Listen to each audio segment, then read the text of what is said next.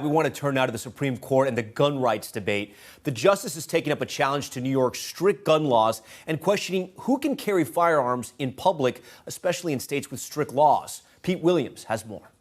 Like 7 other states, including California, New York bans carrying a handgun openly in public.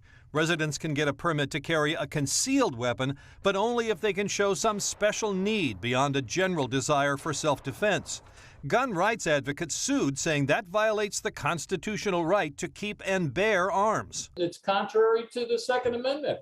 I mean, does your right to self-protection stop when you leave your home? A majority on the Supreme Court seemed to agree that the New York law is unconstitutional. Chief Justice John Roberts asked, why allow a gun permit for someone who lives in a rural area but not a city? How many muggings take place in the forest? A lawyer for the state said the law makes sense, that people are terrorized by the prospect of more guns on the subway.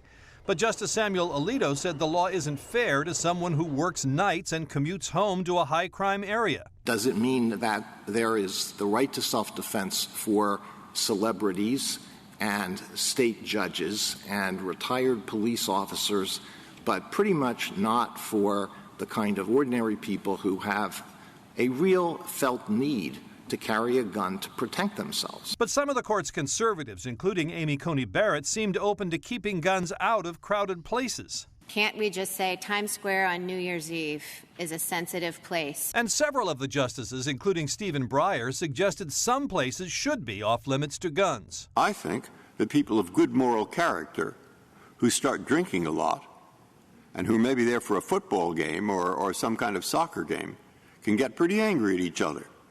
And if they each have a concealed weapon, who knows? All right, Pete Williams joins us now from Washington. And Pete, what is the effect of this ruling likely to be on gun laws in the rest of the country?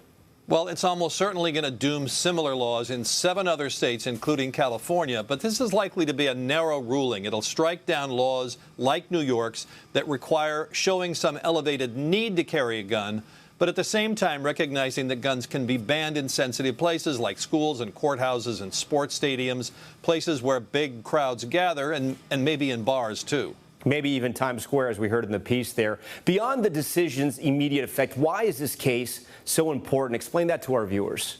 Because it's the first time in our entire history when the Supreme Court will say what the Second Amendment means when it speaks of a right to keep and bear arms. The court held 10 years ago that it provides a right to keep a gun at home for self-defense, but until now, the court has dodged this question. What about outside the home? That's why it's a big deal.